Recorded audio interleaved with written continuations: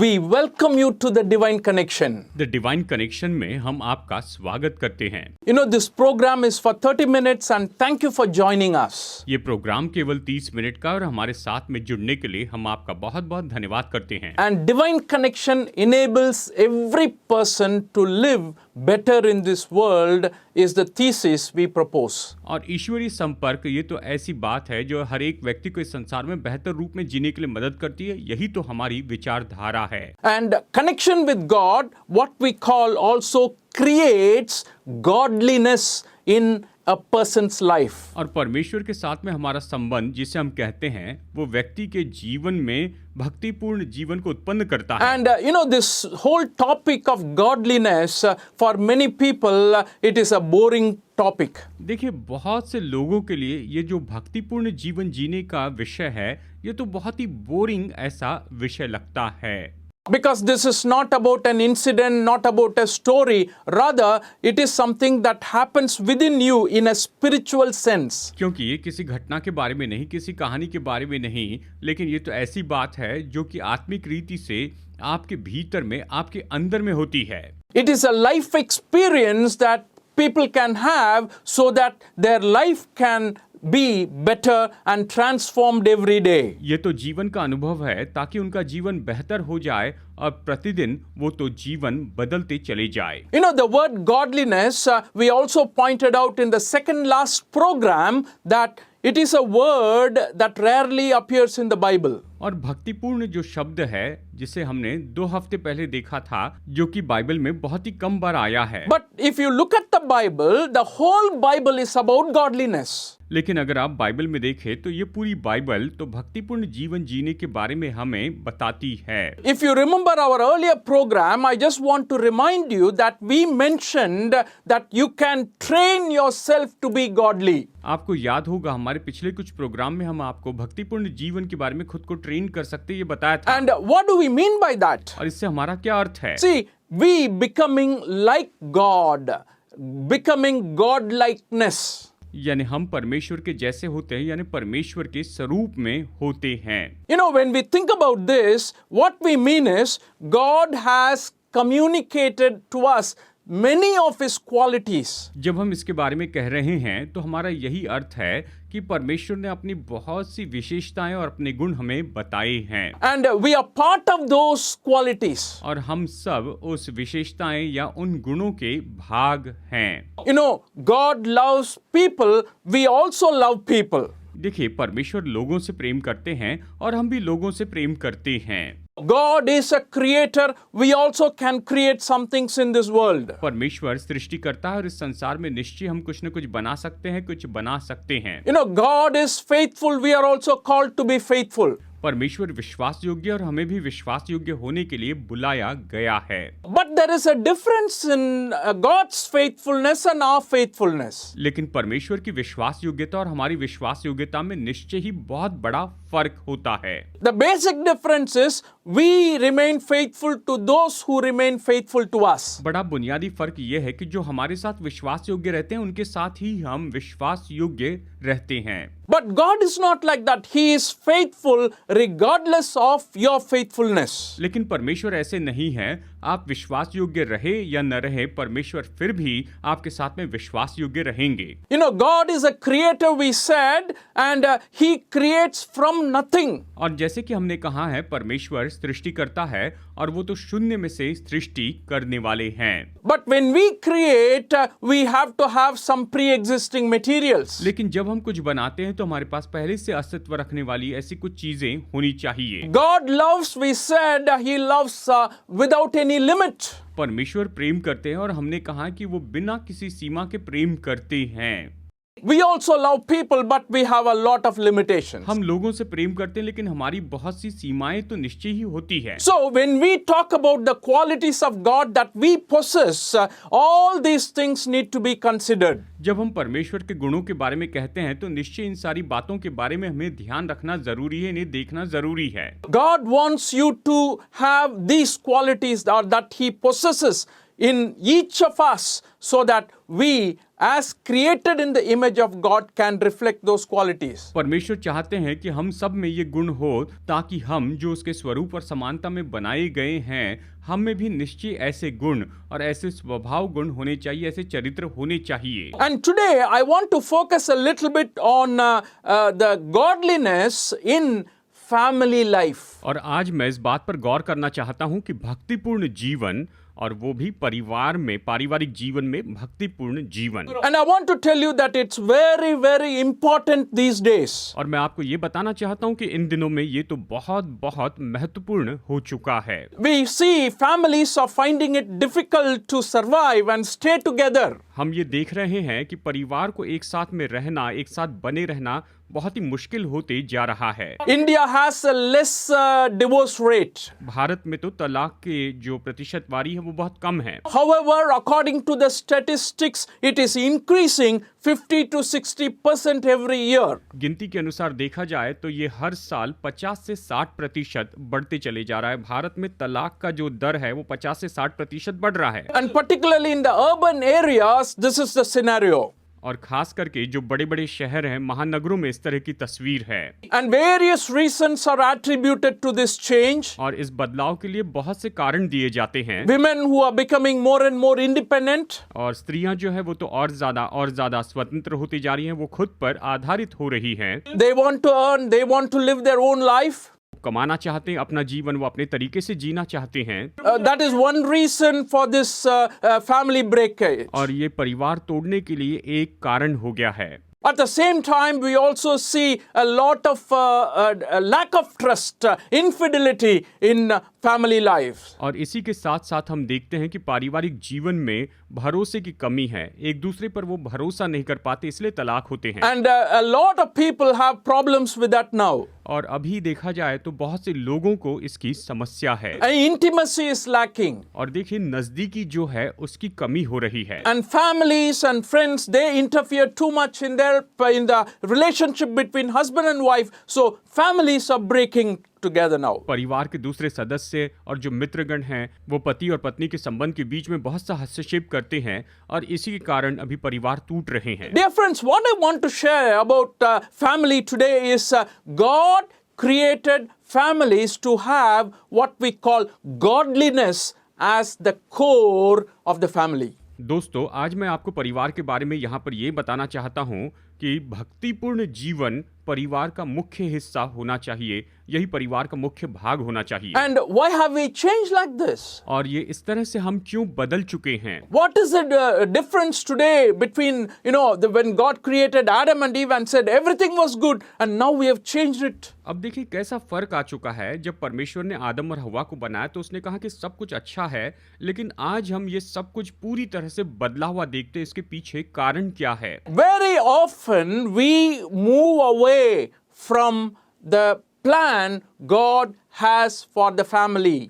अक्सर क्या होता है कि परमेश्वर ने परिवार के लिए जो योजना रखी है हम उस योजना से ही दूर चले जाते हैं, परमेश्वर से दूर चले जाते हैं। He created one Adam and one Eve.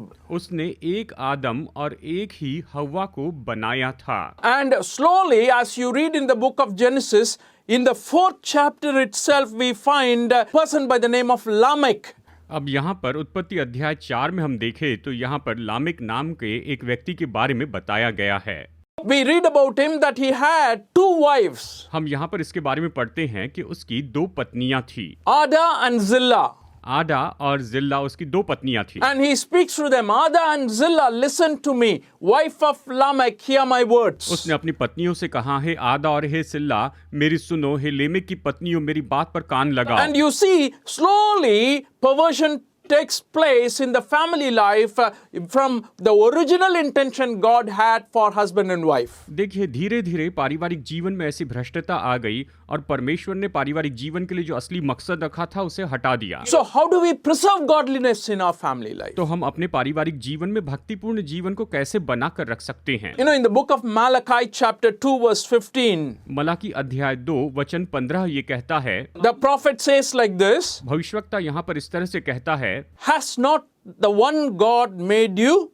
You belong to him in body and spirit. And what does that one God seek godly offspring. So be on your guard and do not be unfaithful to the wife of your youth. Malachi अध्याय 2 वचन 15 इस तरह से कहता है, क्या उसने एक ही को नहीं बनाया जबकि और आत्माएं उसके पास थी, और एक ही को क्यों बनाया? इसलिए कि वो परमेश्वर के योग्य संतान चाहता है। इसलिए तुम अपनी आत्मा के विषय में चौकस रहो और तुम में से कोई अपनी जवानी की स्त्री से विश्वासघात न करें। Malachi warns about the purity of marriage, the holiness that has to be maintained in marital relationship, that do not take advantage of your young wife. Malachi यहाँ पर वैवाहिक जीवन में शुद्धता के बारे में चेतावनी देता है कि तुम अपनी पत्नी के साथ में विश्वासघात न करना और इस तरह से अपने वैवाहिक जीवन में शुद्धता बनाकर रखना।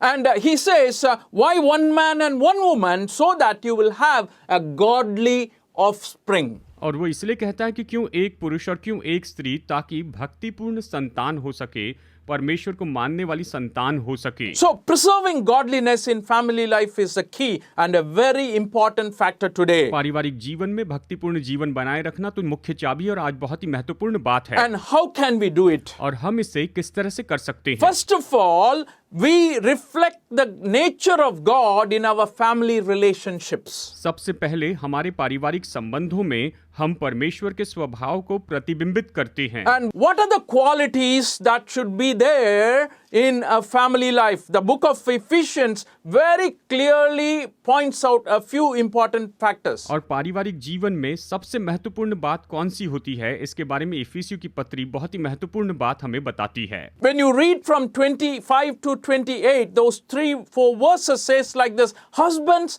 love your wives, just as Christ loved the church and gave himself up for her, to make her holy, cleansing her by the washing with water through the word, and to present her to himself as a radiant church without stain or wrinkle or any other blemish, but holy and blameless. In this way, husbands ought to love their wives as their own bodies.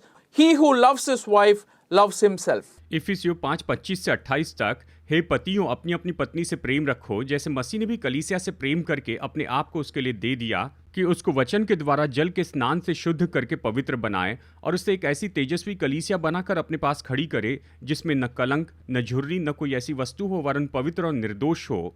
उसी प्रकार उचित है कि पति अपनी अपनी पत्नी से अपनी देह के समान प्रेम रखे। जो अपनी पत्नी से प्रेम रखता है वो अपने आप से प्रेम रखता है। ये वचन कहता है, जो अपनी पत्नी से प्रेम रखता है वो अपने आप से प्रेम रखता है। And very importantly, the one quality, indispensable quality in a marriage life is mentioned here. देखिए, यहाँ पर वैवाहिक जीवन में एक अटल ऐसी विशेषता यहाँ पर बताई गई है। Husbands, love your wives. That's a commandment God gives through Apostle Paul. प्रेरित पौलुस के द्वारा परमेश्वर ये आज्ञा देते हैं कि हे पतियों, अपनी अपनी पत्नी से प्रेम रखो। And he also uses a comparison there. Just like Christ loved the church, you have to love your wife. यहाँ पर ये एक तुलना उपयोग करता है कि जिस तरह से मसीह ने कलीसिया से प्रेम किया है, वैसे ही पतियों अपनी पत्नी से प्रेम रखो। And what a comparison! How did Christ love his church? और देखिए कितनी महान तुलना है, मसीह ने अपनी कलीसिया से किस तरह से प्रेम रखा। Paul says he gave himself up for her.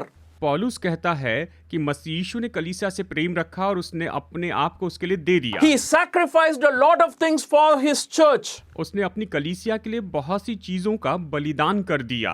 He took care of his church so well. उसने अपनी कलीसिया की इतनी अच्छे से देखभाल की है। He has cleansed the church. He made the church holy. उसने कलीसिया को शुद्ध किया है, उसने कलीसिया को पवित्र बनाया है। He was thinking about the future of the church, that is to present the church as a radiant church to God. उसने कलीसिया के भविष्य के बारे में सोचा कि कलीसिया को परमेश्वर के सामने तेजस्वी कलीसिया के रूप में प्रस्तुत करे। It has to be offered to God without blemish and blameless. ये तो परमेश्वर के सामने बेदाग और बेझुर्री इस तरह से उपस्थित की जाए। What a lot of things are said about the relationship between husband and wife and the relationship between Jesus and his church. पति और पत्नी के बीच के संबंध के बारे में और यीशु और कलीसिया के बीच के संबंध के बारे में यहाँ पर सच में कितनी सुंदर बात यहाँ पर पौलुस ने बताई है। And that's what must be reflected in family life. पारिवारिक जीवन में यही सारी बातें निश्चय ही प्रकट होनी चाहिए। And then definitely our families will be observed by others as, hey, it's a godly family. And you yourself will also know that I have a godly family. और केवल तभी जब हम ऐसा करेंगे, केवल तभी सभी लोग जो हमें देखते हैं, हमारे परिवार को देखते हैं, तो वो कहेंगे ये भक्तिपूर्ण परिवार है, और हम खुद ये जानेंगे कि हमारा परिवार भक्तिपूर्ण है। Reflecting God's qualities in our family life. हमारे पारिवारिक जीवन में हम परमेश्वर के गुणों को प्रदर्शित करते चले जाएंगे। That is, husbands, love your wives just as Christ loved the church. यानी पतियों, अपनी अपनी पत्नी से वैसे ही प्रेम रखो जैसे मसीह ने कलीसिया के साथ प्रेम रखा। You know, the expression of love happens in different forms. देखिए, प्रेम जो है वो अलग अलग तरीके से प्रकट किया जाता है। And what husbands must do is they must live considerately with their wives. पतियों को क्या करना चाहिए? उन्हें अपनी पत्नी की ओर ध्यान देना चाहिए, हमेशा उसके बारे में सोचना चाहिए। You know, in the book of Peter, 1 Peter chapter 3 verse 7, it is very clearly pointed out, husbands in the same way, be considerate as you live with your wives and treat them with respect and as the weaker partner and as heirs with you of gracious gift of life so that nothing will hinder your prayers. पहला पत्रस अध्याय 3 वचन 7 में पत्रस यहाँ पर बताता है, वैसे ही हे पतियों, तुम भी बुद्धिमानी से पत्नी के साथ जीवन निर्वाह करो और स्त्री को निर्बल पात्र जानकर उसका आदर करो, ये समझकर कि हम दोनों जीवन के वरदान के वारिस हैं, जिससे तुम्हारी प्रार्थनाएं रुक न जाए। इस तरह से एक पत्रस यहाँ पर पहला पत्रस अध्याय 3:7 में बताता है। If you pay a very close attention to this verse, अगर आप इस वचन को बहुत ही गौर से देखें तो आप पाएंगे love is expressed in respect or giving respect to your wife. यहाँ पर अपनी पत्नी को प्रेम से आदर करने के बारे में बताया है। And definitely in many cultures it is not valued at all. देखा जाए तो बहुत सी परंपराओं में इसका कोई भी मूल्य नहीं होता है। Giving respect to your wife is considered as a taboo. और देखा जाए तो अपनी पत्नी का आदर करना तो उसे एक बेवकूफ के रूप में वहां पर जाना जाता है। According to culture, they say man is always the upper hand. You know, he has all the rights and privileges, and wife don't have that. परंपरा के अनुसार देखा जाए तो जो पुरुष है उसके पास में सारे सौभाग्य हैं, लेकिन पत्नी के पास सौभाग्य नहीं है। And I want to tell you, if you live like that, that is not reflecting godliness in family life. और मैं आपको बताऊं, अगर आप ऐसे जीवन जीते हैं तो ये पारिवारिक जीवन में भक्तिपूर्ण जीवन नहीं दिखाता है। And according to God, give respect to your wife, as 1 Peter says. जैसे पहला पत्रस कहता है, परमेश्वर के अनुसार अपनी पत्नी का आदर करे या उसे आप आदर दें। Treat them as they are heirs with you of the gracious gift of life that God has prepared for us. स्त्री को निर्बल पात्र जानकर उसका आदर करो, ये समझकर कि हम दोनों जीवन के वरदान के वारिस है, इस तरह से वो कहता है। And it is also affecting our relationship with God, the way men treat their wives. That is, our prayer life can be affected. पति जिस तरह से पत्नी से व्यवहार करता है, ये परमेश्वर के साथ के हमारे संबंध पर प्रभाव डालता है। ये कहता है तुम्हारी प्रार्थनाएं रुक न जाए। That then only we can have a godly family life. और केवल तब ही हम एक अच्छा भक्तिपूर्ण पारिवारिक जीवन पा सकते हैं। And secondly, as we look at the Bible, it says very clearly to produce godliness in our family life, we have to obey the commandments about family order and relationships. दूसरी बात, हमारा वैवाहिक जीवन भक्तिपूर्ण रहे, इसके लिए जरूरी है कि परमेश्वर ने पारिवारिक जीवन के लिए जो नियम बनाए हैं उसका हम पालन करें। And what is that? और ये सब क्या है? Going back to Malachi chapter 2:15, it says, has not the one God made you? You belong to him in body and spirit. And what does the one God seek? Godly offspring. So be on your guard and do not be unfaithful to the wife of your youth. Malachi 2:15 में वापस चलते हैं, क्या उसने एक ही को नहीं बनाया जबकि और आत्माएं उसके पास थी? और एक ही को क्यों बनाया? इसलिए कि वो परमेश्वर के योग्य संतान चाहता है। इसलिए तुम अपनी आत्मा के विषय में चौकस रहो और तुम में से कोई अपनी जवानी की स्त्री से विश्वासघात न करे। इस तरह से यहाँ पर वो बताता है। See, what has happened in the life of the Israelites when they returned from captivity is what is expressed by Malachi. इस्राएलियों के जीवन में क्या हुआ जब वो उस बंधुआई में से बाहर आए, तो यहाँ पर इसी बात के बारे में मलाकी बता रहा है। They were living in Babylon as slaves for many years. After 70 years, they were coming back to Judah. और वो बेबीलोन में 70 साल की गुलामी में रहे और कई साल के बाद में वो यहूदा में वापस आए थे।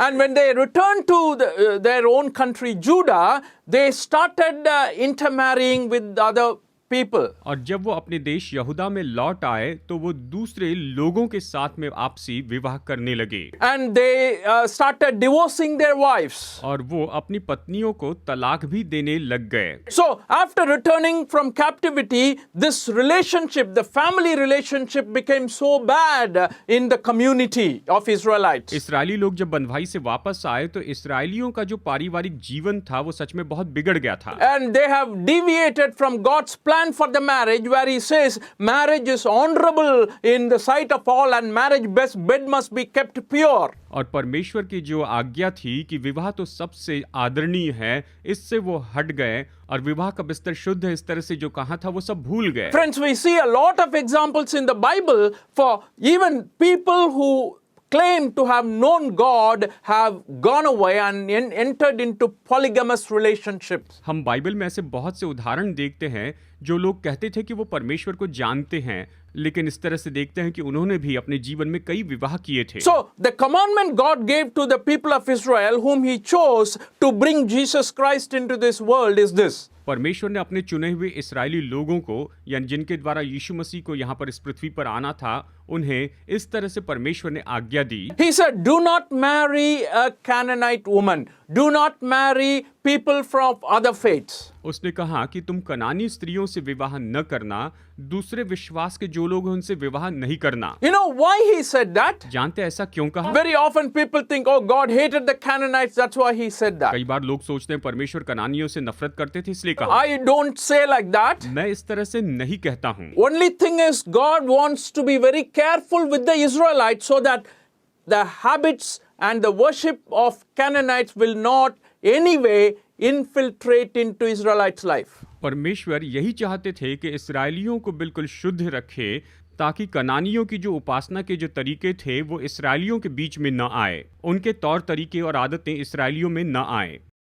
That is the reason he said, do not mix with them in marriage. और इसीलिए उसने कहा कि तुम इस तरह से उनसे विवाह न करना। So when we talk about godliness in family life, even now when a Christian marries, it is suggested and it is commanded in the Bible that you find another believer in the Lord. इसीलिए अभी भी हम इस बात को मानते हैं कि जब आप मसीह परिवार में देखते हैं, विवाह की जब बात आती है तो प्रभु में विश्वास करने वाले दूसरे व्यक्ति से ही आप विवाह करें, इस तरह से यहाँ पर बाइबल में दिया है। Then only family life can go together. और तभी जो पारिवारिक जीवन है वो एक साथ आगे बढ़ सकता है। Because your belief, the order in which we live according to the Bible matters a lot as you continue your life. क्योंकि जैसे आप अपना जीवन आगे बढ़ते हैं, आपका बाइबल में जो विश्वास है ये सारी बातें मायने रखती है। Otherwise, one person will go in one direction, the other person will go in another direction, and life will be a difficult task. नहीं तो फिर क्या होगा, एक व्यक्ति एक दिशा में जाएगा, दूसरा व्यक्ति दूसरी दिशा में जाएगा और जीवन बहुत ही मुश्किल हो जाएगा। So Bible is very, very particular about this. और इसलिए बाइबल इसके बारे में बहुत ही स्पष्ट बताती है। As God's children, you follow the order God has set forth for families in our life. परमेश्वर ने हमारे जीवन में परिवार के लिए जो नियम रखे हैं, परमेश्वर के विश्वासी होने के नाते उसका पालन करें। And that's why godliness in family life is very, very important. और इसीलिए पारिवारिक जीवन में भक्तिपूर्ण होना ये बहुत ही महत्वपूर्ण है। And one more thing I want to leave with you before I close for the day. और आज का ये संदेश खत्म करने के पहले मैं आपको एक और बात बताना चाहता हूँ। You know, we need to develop godliness in everyone who is part of our family. हर एक व्यक्ति जो हमारे परिवार का हिस्सा है, उन सभी में हमें परमेश्वर के भक्तिपूर्ण जीवन को बढ़ाना है। And what I am emphasizing here is, if you really want your family to be godly, it is the responsibility of every individual in the family. मैं यहाँ पर इस बात पर जोर देना चाहता हूँ कि अगर आप अपने पारिवारिक जीवन में भक्तिपूर्ण जीवन में बढ़ना चाहते हैं तो इसकी जिम्मेदारी तो परिवार के हर एक सदस्य की होती है। What I mean is, sometimes you say, oh, father is a very, very godly person. He is closely related to God every day. Father is very godly. He is praying and he is reading his Bible. He is going to church. We attach godliness to all this and judge he is godly. कई बार क्या होता है, कुछ परिवार में जो पिता है वो बहुत ही भक्तिपूर्ण होते हैं, वो हमेशा प्रार्थना करते हैं, घर में परमेश्वर के सामने बने रहते हैं, कलीसिया में जाते हैं, अपनी बाइबल पढ़ते हैं, प्रार्थना करते हैं। इन बातों को हम भक्तिपूर्ण जीवन से जोड़ते हैं। Oh, mother here, she doesn't have any time. ओ माँ, उसके पास में तो ज्यादा समय नहीं होता है। Oh, children, they are fully occupied in school. और बच्चे जो हैं वो तो ज्यादा से ज्यादा समय स्कूल में ही रहते हैं। How are we to feed godliness in them? तो फिर हम किस तरह से उनमें भक्तिपूर्ण जीवन लेकर आ सकते हैं? Friends, the point I am trying to emphasize here is, it is the responsibility of the father, the mother, and the children to actually help each other to grow and develop in godliness. मैं यहाँ पर आपको यही बात बताना चाहता हूँ कि भक्तिपूर्ण जीवन में बढ़ने के लिए जो जिम्मेदारी है वो तो माता की भी है, पिता की भी है, बच्चों की भी है कि वो पूरी तरह से भक्तिपूर्ण जीवन में बढ़ते जाएं। Very often we think of it as individualistic approach. हम कई बार इसे इस तरह से देखते हैं कि ये तो हमारा व्यक्तिगत रवैया है, ये तो केवल हमारी व्यक्तिगत बात है। And that's not the way God planned the family. परमेश्वर ने परिवार की योजना इस तरह से नहीं बनाई। In the book of Deuteronomy chapter 6 verses 4 to 9 he says like this, Hear, O Israel, the Lord your God is one. Love the Lord your God with all your heart and with all your soul and with all your strength. These commandments that I give you today ought to be on your hearts. Impress them on your children. Talk about them when you sit at home, when you walk along the road, when you lie down, and when you get up. Tie them as symbols on your heads. Bind them on their foreheads. Write them on the door frames of your houses and on your gates. व्यवस्था विवरण अध्याय 6 वचन 4 से 9 ये कहता है, हे इस्राएल सुन, यहोवा हमारा परमेश्वर है, यहोवा एक ही है। तो अपने परमेश्वर यहोवा से अपने सारे मन और सारे जीव और सारी शक्ति के साथ प्रेम रखना, और ये आज्ञाएं जो मैं आज तुझको सुनाता हूँ वे तेरे मन में बनी रहे, और तू इन्हें अपने बाल बच्चों को समझाकर सिखाया करना, और घर में बैठे, मार्ग पर चलते, लेटते उठते इनकी चर्चा किया करना, और इन्हें अपने हाथ पर चिन्हानी करके बांधना, और ये तेरी आंखों के बीच टीके का काम दे, और इन्हें अपने अपने घर के चौखट की बाजुओं और अपने फाटकों पर लिखना।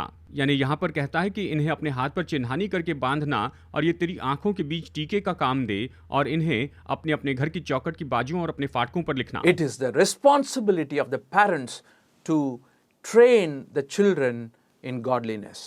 ये तो माता पिता की जिम्मेदारी होती है कि बच्चों को भक्तिपूर्ण जीवन में वो उन्हें तैयार करें। And children will have to obey and listen to the parents as they train them in godliness. और जैसे माता पिता बच्चों को भक्तिपूर्ण जीवन के लिए तैयार करते हैं, बच्चों की जिम्मेदारी है कि उनकी आज्ञा माने। And Proverbs 22:6, let me read it and close. आइए नीति वचन अध्याय 22 वचन 6 यहाँ पर पढ़कर हम संदेश खत्म करते हैं। Start children off on the way they should go, and even when they are old, they will not turn from it. लड़के को शिक्षा उसी मार्ग की दे जिसमें उसको चलना चाहिए, और वो बुढ़ापे में भी उससे न हटेगा। And that's a commandment God is giving. और परमेश्वर हमें यही तो आज्ञा दे रहे हैं। Dear friends, think about your family. मेरे प्यारे दोस्तों, अपने परिवार के बारे में सोचिए। Are you all connected together? क्या आप एक साथ जुड़े हुए हैं? Are you all sharing with one another? क्या आप एक दूसरे के साथ सब कुछ बांटते चले जा रहे हैं?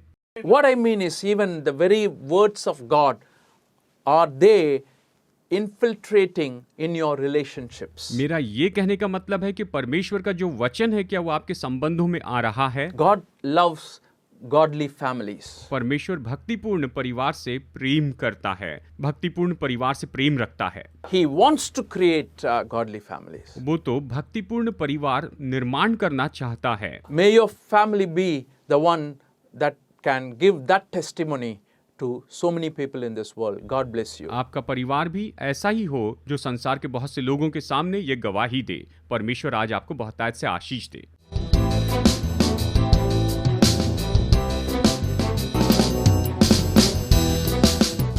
Study the Word of God in a private and personal way through our online study website.